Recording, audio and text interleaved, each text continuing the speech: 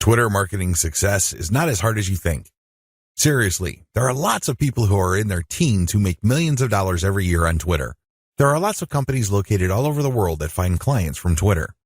There are many home-based entrepreneurs such as yourself or digital marketers who make quite a comfortable living promoting online stores on Twitter.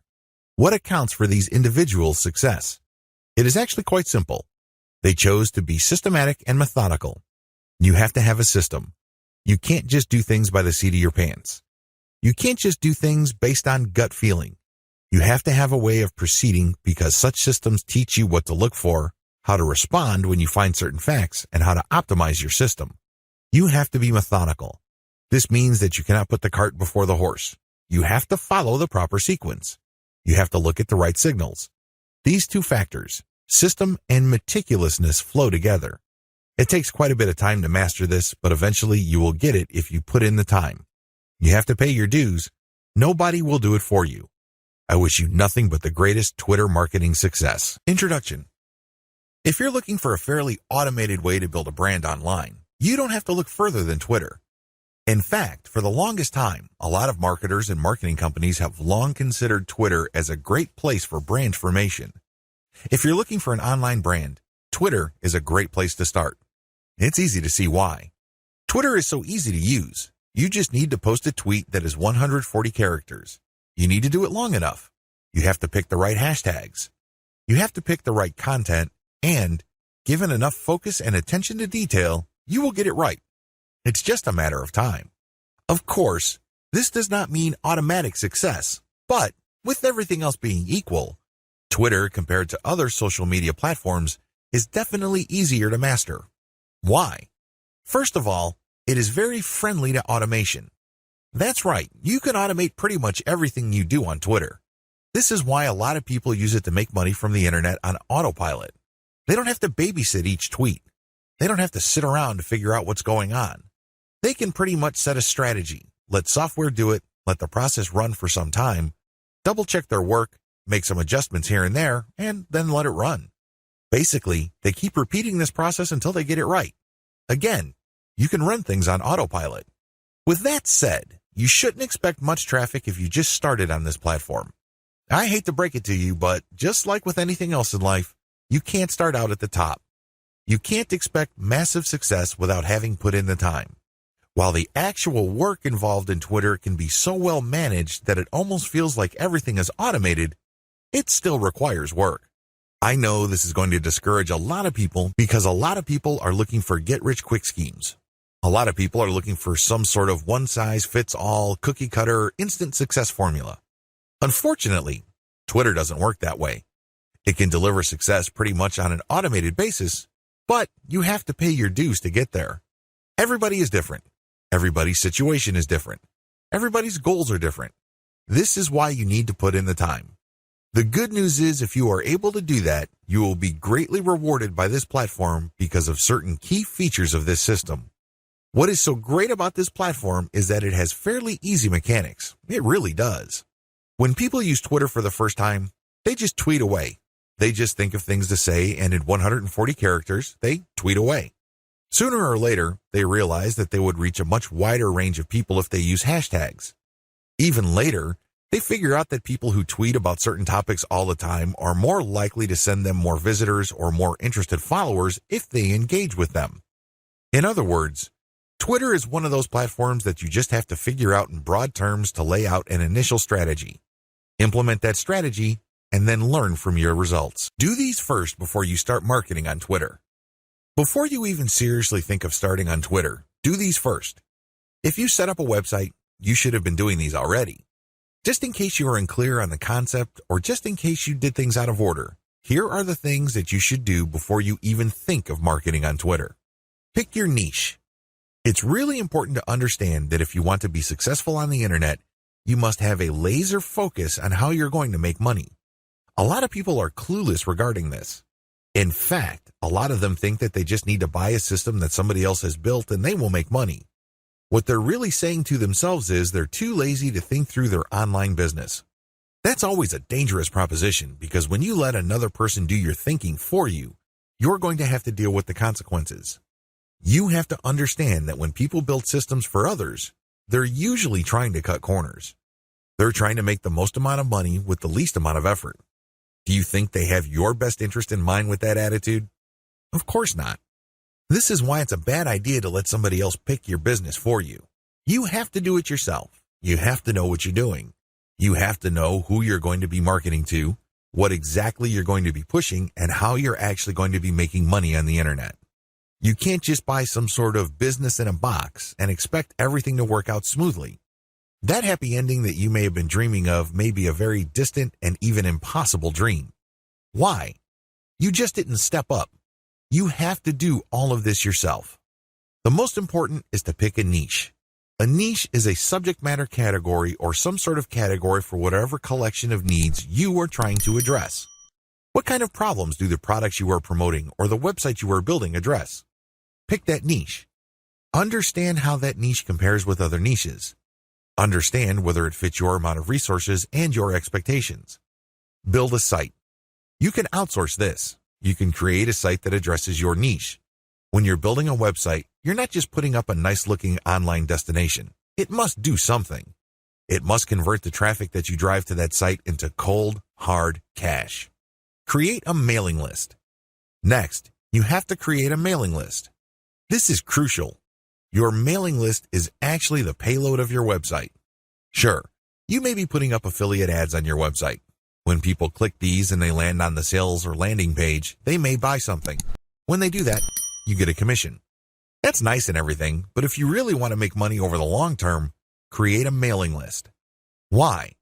Whatever credibility, respect, or trust you create with your website, you maintain with your mailing list. When you have an update on your website, you just publish the link on your mailing list and invite people to click through, and you have yourself a nice burst of traffic. I've got some bad news to share with you. The vast majority of people who visit your website will never come back again. That's the harsh reality. When you have a mailing list, you get to retain some of that traffic. You only need to set an update, and you get a nice little surge of traffic because people saw your email and clicked on your link. This enables you to retain some of the value of the hard work and time you put into branding and promoting your website. To create a mailing list, you have to offer a premium. It's some sort of freebie. It's some sort of incentive for people to join your mailing list. Of course, you make this case on your squeeze page. You advertise the value of the freebie you're giving on a page called a squeeze page. This is where people enter their email addresses to subscribe to your mailing list. Please understand that there is a big danger here. This is a warning. Don't go overboard in promoting the freebie because if you do that, people will sign up for the free booklet, the free course, or the free book. They couldn't care less about the updates your mailing list will send them. In fact, if you push the freebie too hard, they might even think that the updates you send are some form of spam because you caught them by surprise. Do you see how this works?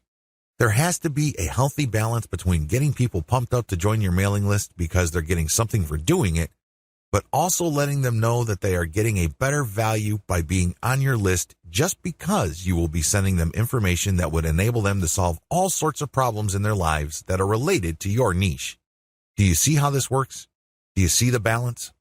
Create an ebook or report or some sort of high-value giveaway.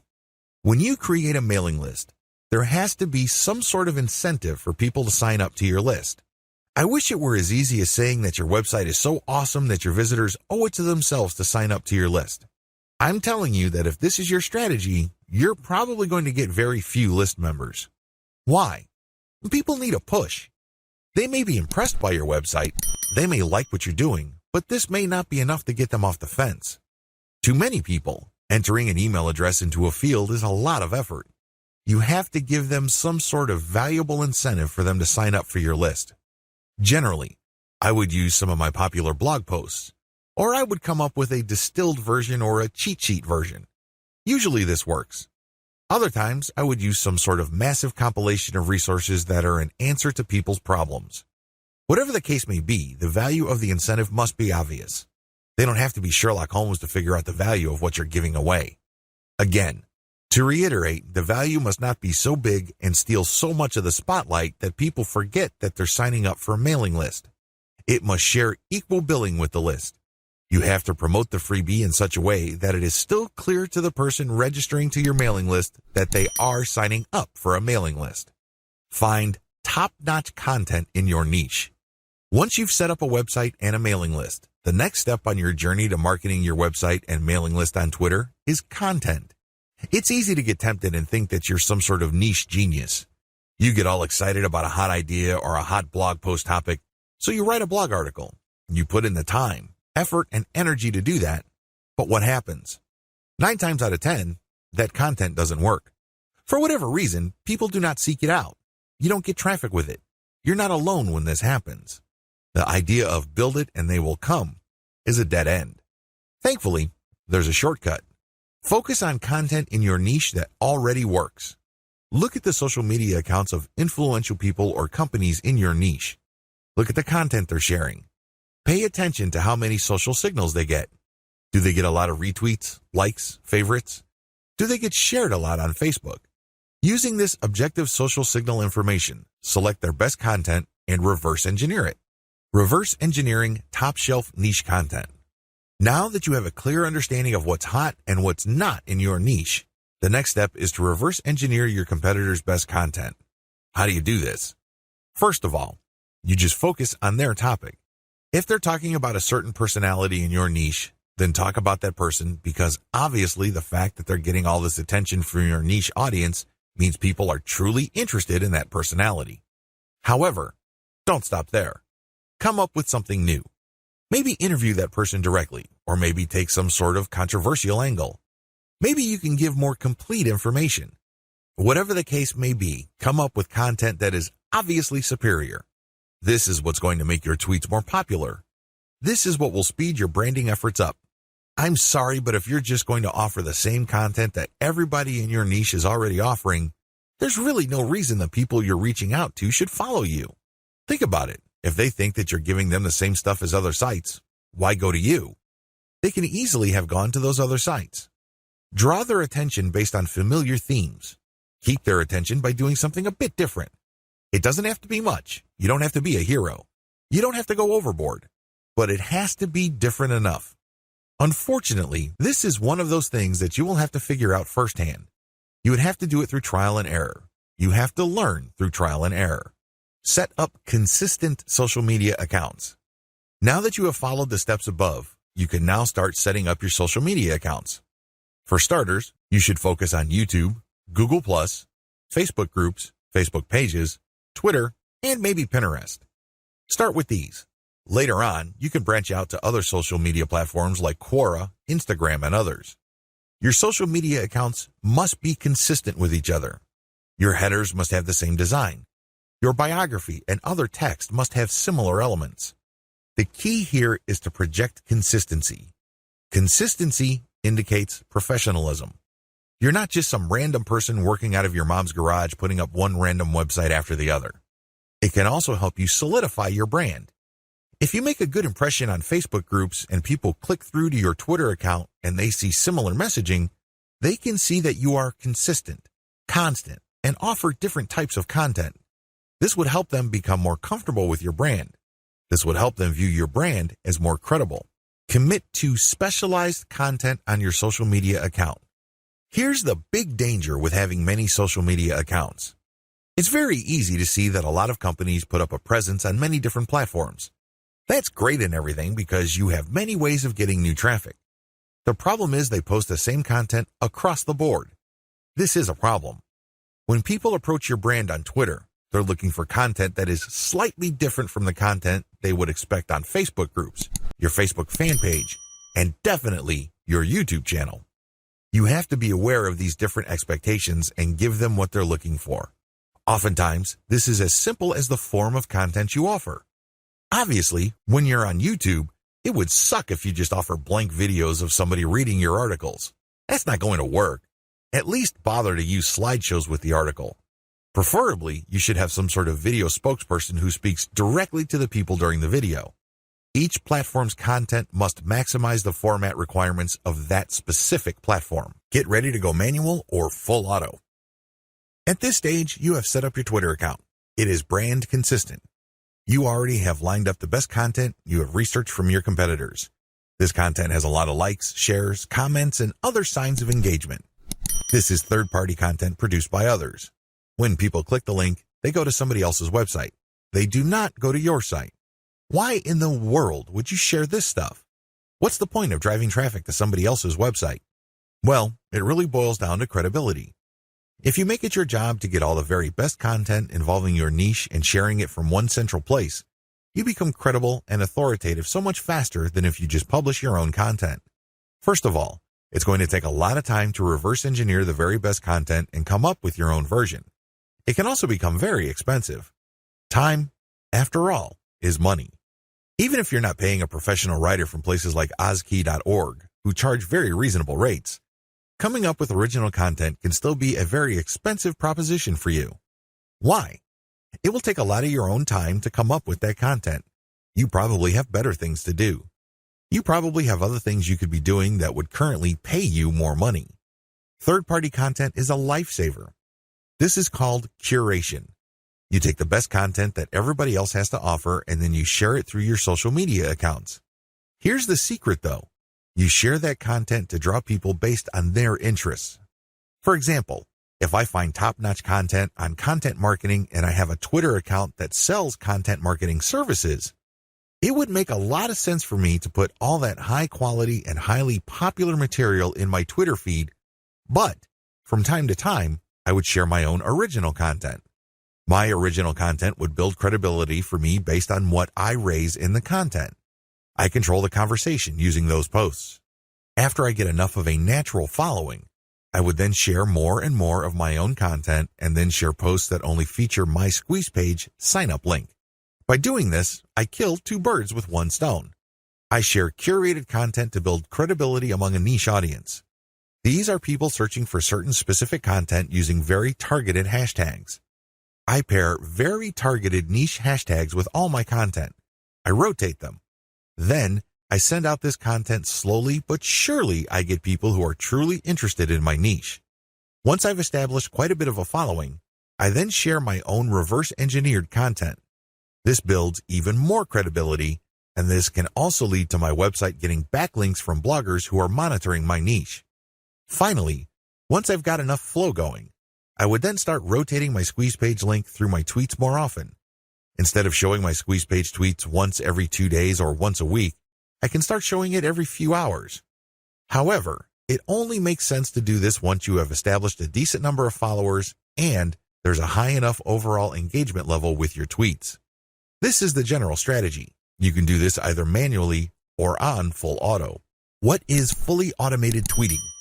Fully automated tweeting is exactly what it sounds like. The content that you are going to be tweeting is fed through a social media content publishing tool like Hootsuite or Social Oomph. You just set up a schedule and the links and the tweet text that you put are going to be published to your account. You don't have to babysit your Twitter account as it publishes tweet after tweet.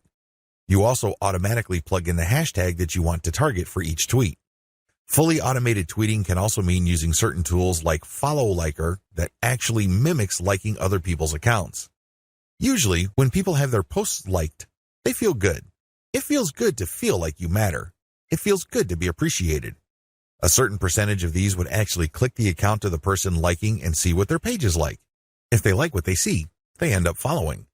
Fully automated tweeting also includes this. You basically automate publishing, but you also automate engagement. There are many tools currently available on the market, but here's a bit of warning. Twitter is cracking down on bot-like behavior. While few people will have problems with automating publishing, most people would view automating liking or automated favoriting or listing with more suspicion. I'm just giving you a heads up because these bots may sooner or later be banned by Twitter. What is purely manual tweeting? You can go the other extreme. The other extreme, of course, is to do everything purely by hand. Not only do you find the very best content by hand, you filter them manually, you post everything manually, you also engage manually. The great thing about this is that you have maximum control. The bad thing about this is you need to have iron discipline to pull this off. What if the vast majority of your actual link clickers live in a different time zone? This is going to be a problem. You're going to have to get up early or stay up late to tweet within the hours your actual followers are most active. This can get downright inconvenient. Also, engaging tons of niche accounts on Twitter can burn up a lot of time. You also have to process a lot of information in a short period of time. Unless you have an IQ over 150, It's just going to be a little heavy because that's a lot of content to read through and analyze. Go for a hybrid solution. There's a lot to recommend a purely manual tweeting approach. You get a lot of control. You get a laser-like focus on account selection. You get to truly fine-tune your message. However, it takes too much time and effort. Thankfully, there is a halfway solution. This hybrid solution is pretty straightforward. You can use tools to post on your Twitter feed, but engagement is done manually. That's pretty much how it boils down. You still have to find niche-related content that's already gone viral. There's no getting around this. You still have to do this. Thankfully, there is a cheaper way to do this. You can, of course, do this yourself. Like I said, time is money. You might also feel like you're going nuts because you have to read so much material. The shortcut is to use a service like congoplus.com. They have virtual assistants from places like India and the Philippines that you only need pay $18 per day.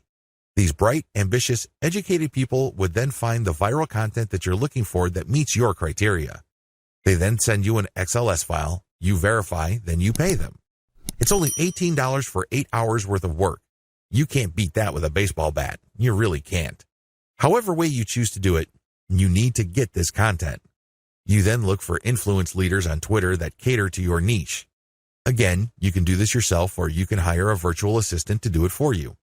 The secret is to make sure that they're almost always talking about your niche. Once you are sure about that, you can then look at their content and pay attention to their hashtags. Copy these. You're going to pair these with your tweets.